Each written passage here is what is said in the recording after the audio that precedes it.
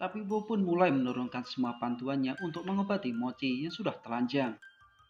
Setelah dijampi-jampi, mulailah Tabibo menggunakan teknik akupuntur. Tak tanggung-tanggung, Mochi menahan sakit atas sebelah jarum yang ditusukkan kepadanya. Dan yang terakhir di kaki. Setelah itu, Mochi lantas meminta Tabibo menjelaskan sekilas tentang panduan pengobatannya. Namun permintaan itu langsung ditolak Tabibo, karena ia tahu jika dirinya memberitahu Mochi, pasti nanti Mochi akan berusaha menyembuhkan Chuan yang berada di luar. Untuk itu Tabibo menyuruh Mochi belajar sendiri. Hingga saat dirinya berhasil memahami panduan milik Tabibo, Mochi lantas meminjam kotak jarum akupuntur miliknya untuk mengobati Chuan. Dan mulailah Mochi menancapkan jarum ke kaki Chuan. Namun tak berlangsung lama, kaki Chuan malah mengeluarkan darah. Mochi mengira ia telah salah dalam memahami panduannya. Akhirnya di tengah kebingungannya itu, Mochi meminta bantuan Tabibo. Namun hal itu sama sekali tak direspon oleh Tabibo. Dan karena darah yang keluar semakin banyak, akhirnya Chuan pun pingsan.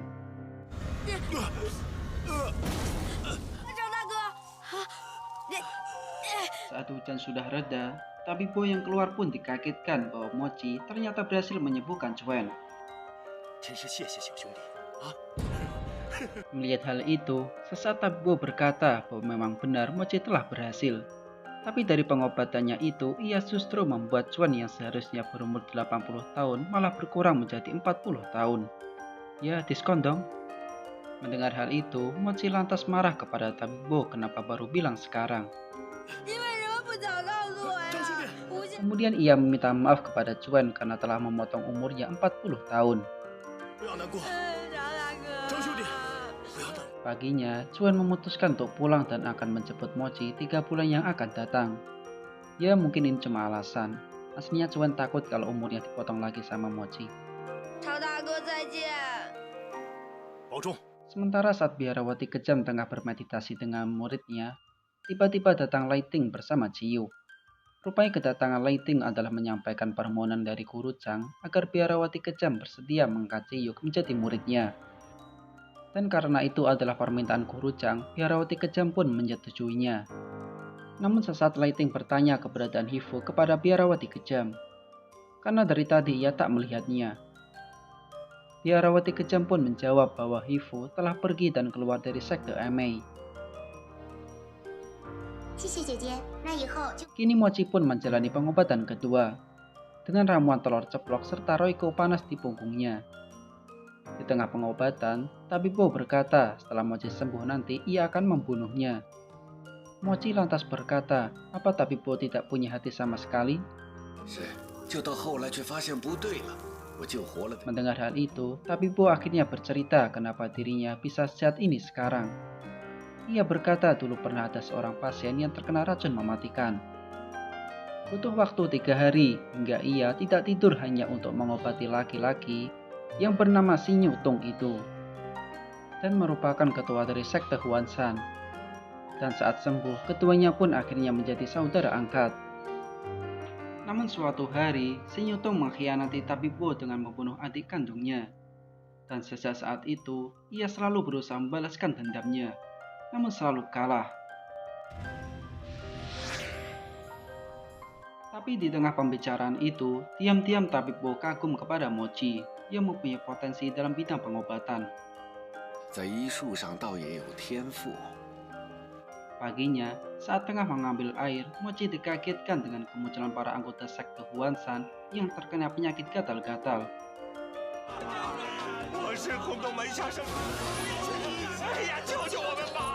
Melihat hal itu, Tabibo segera menutup jendela dan pintu rumahnya, serta berkata kepada Mochi bahwa ia tidak mau menyembuhkan orang-orang tersebut.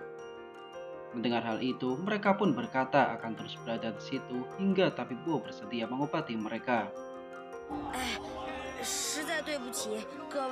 Sementara Ciu terus berlatih dengan pendampingan para murid Emei. Malamnya, seorang anak perempuan menghampiri Mochi dan memintanya mengobati ibunya. Namun saat dilihat, Mochi kaget ternyata itu adalah Hifu. Dan tentunya anak perempuan itu adalah Patfai.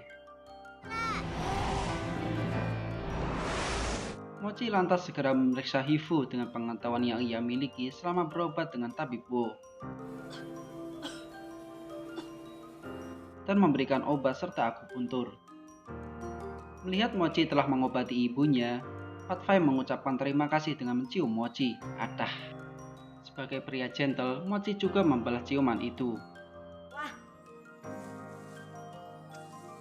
Paginya, saat Patfai berhasil membangunkan Mochi, ia pun lantas diajak untuk bertanya kepada tabib Wo. Di situ Mochi bersiasat membohongi tabib Wo bahwa di antara anggota Huanshan itu terdapat anggota Parsi yang terluka juga. Mendengar hal itu, tabib Wo akhirnya angkat suara.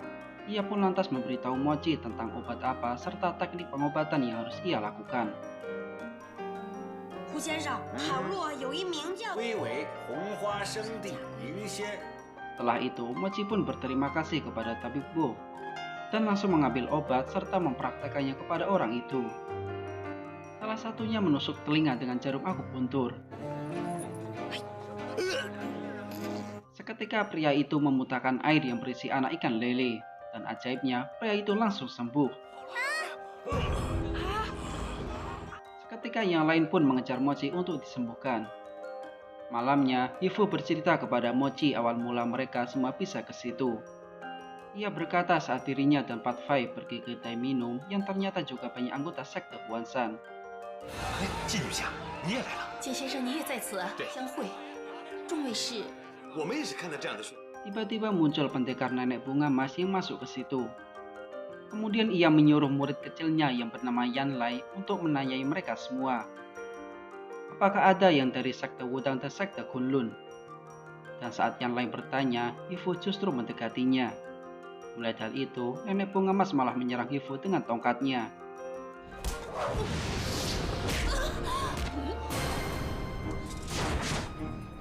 Dan disusul menyerang yang lain dengan jarum beracun. Bebarengan dengan kepergiannya, nenek bunga emas menyuruh pemilik kedai untuk mengoleskan salep gatal ke seluruh tombak anggota sekte itu. 你们每个人都已经身手不巧，你们可怜，便给你们指点一条生路。 Dan jika ingin sembuh, mereka harus menemui tabib Wo. Begitulah ceritanya. Namun sesaat penyakit orang-orang itu pun kambuh lagi. 姑姑，你等一下。 Saat Hifu selesai meniturkan Patfai dan akan menemui Mochi, tiba-tiba ia dari belakang dibekap orang dan memberi sebuah pil. Melihat itu, segera Mochi menghampirinya. Pertama ia pikir itu adalah tabib Wo karena pakaiannya sama. Tapi saat diteliti lagi, rupanya itu adalah seorang wanita. Melihat itu, Mochi bergegas mendobrak pintu dan seketika melihat tabib Wo yang sudah terikat. Dan itu rupanya adalah ulah nenek bunga emas. Kemudian tabib Wo menyuruh Mochi memberikan obat ke wanita tadi dan membawanya ke hadapannya. 快走开，走开！嘿，进去，老实点。 Setelah bertemu dengan wanita itu, tabib Wo mengatakan kepada Hifu dan Mochi bahwa wanita itu adalah istrinya. Dan sudah lama mereka berpisah karena perbedaan pendapat. Kemudian tabib Wo menyuruh Hifu dan Mochi untuk meninggalkan mereka berdua. Karena tak ingin mati di tangan nenek bunga emas, akhirnya tabib Wo mengambil pil racun milik istrinya dan menelannya. 师哥，我这边天河玉龙缩合散，再用针灸散毒，来人呐！ Di tengah sekaratnya, tiba-tiba dari belakang istrinya muncul nenek bunga emas yang akan membunuh tabib Wo. Tapi saat melihat tabib Wo sudah mati, ia kembali pergi. Padahal itu hanya siasat tabib Wo agar ia tak mati di tangan nenek bunga emas. Setelah itu, tabib Wo meminta Mochi membuatkan 2 kuburan di depan rumahnya. Ia ingin mati bersama istrinya dan menjadi suami istri di alam baka nanti. Kemudian tabib Wo menyuruh Mochi mengambil bantuan pengobatan miliknya, yang merupakan karya terbesarnya selama ini, dan memberikannya kepada Mochi. 是啊，多谢先生。 Tak hanya itu, karena telah menyatukan mereka berdua, istri tabib Wo juga berjanji akan memberikan bantuan pengobatan racun kepada Mochi sebagai bentuk rasa terima kasih. Dan akhirnya mereka berdua pun meninggal dengan iring-iringan Mochi. 胡先生走好。 Namun sesaat muncul nenek bunga emas beserta cucunya, yang langsung menanyai apa hubungan Mochi dengan Tabibo. Mochi lantas menjawab bahwa dirinya adalah pasien Tabibo dan merupakan anak dari cuisan sekte Wudang dan sosok dari sekte Elang. Mendengar hal itu, nenek bunga emas lantas bertanya tentang keberadaan Tesun beserta golok naga kepada Mochi. 不是迷雾，死的人哪能有傲？ Namun mengingat pengorbanan orang tuanya yang lebih memilih mati daripada menunjukkan keberadaan Tesun, akhirnya Mochi juga enggan memberitahunya. Dan karena hal itu, nenek bunga emas berinisiatif membawa Mochi ke pulau ular tempat tinggalnya dan menjadikannya seorang budak. Melihat Mochi dan Patfai dalam bahaya, Hifu pun keluar. Namun bebarengan dengan hal itu, muncul juga biarawati kejam dengan dua muridnya. Melihat kedatangan ketua MI itu, nenek bunga emas pun menantang biarawati kejam untuk bertarung. Ia ingin mengetahui seberapa kuat kemampuan ketua sekte itu. Mendengar tantangan itu, biarawati kejam langsung menggunakan pedang muridnya untuk melawan nenek bunga emas.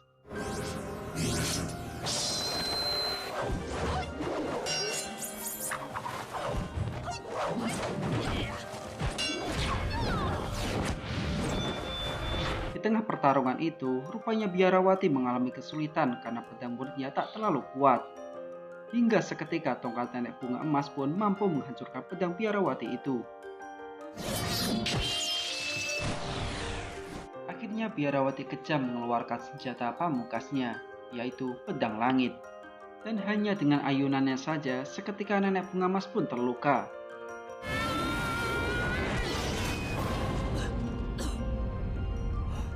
Di tengah kekagumannya terhadap pedang langit, nenek bunga emas memilih kabur dengan cucunya. Dan kini, saatnya biarawati kejam meminta pertanggungjawaban Hifu karena telah melanggar peraturan sekte, yaitu berhubungan badan dengan laki-laki lain. Hifu kemudian menceritakan kesulitannya saat membawa pedang langit. 那你就跟我细细说来。 Ia berkata saat tengah membawa pedang langit, tiba-tiba ia diserang oleh beberapa orang dan mengambil pedangnya. Namun sesaat muncul seorang pendekar pria yang menyelamatkannya dan mengembalikan pedang langit. 将我迷倒，夺走了本门倚天剑。 Dan sejak saat itu, Hifu malah menaruh hati kepada pria itu. Begitupun sebaliknya. Dan dari situ, mereka berdua malah dikaruni seorang anak. Dan kini, Hifu yang statusnya sudah menjadi tunang Lighting enggan menemuinya, karena malu dan tak pantas lagi bagi Lighting. Mendengar hal itu, biarawati kejam kasihan kepada Hifu karena pengorbanannya dalam menjaga pedang langit. Namun saat Hifu menyebutkan pria itu bernama Yongxing, seketika biarawati kejam pun kaget dan marah. Kemudian ia memberitahu Hifu bahwa Yongxing adalah musuh terbesar sekte Emei. Karena ia telah membunuh adik seperguruan biarawati kejam. Dan Yongxing saat ini statusnya adalah wakil ketua sekte Parsi. Tapi sesaat biarawati kejam mempunyai rencana terhadap Yung. Ia meminta Hifu untuk menjebak Yung datang ke Emei. Dan jika berhasil, maka biarawati kejam akan langsung mewariskan ketua sekte kepada Hifu, sekaligus pedang langit. Namun Hifu yang sudah terlalu sayang akan kenangan bersama Yung menolak tawaran gurunya, dan lebih memilih mati di tangan biarawati kejam. Dan inilah akhir kisah Hifu yang menjaga cintanya hingga akhir hayat. Sadda. 好好抚养咱们的女儿长大成人。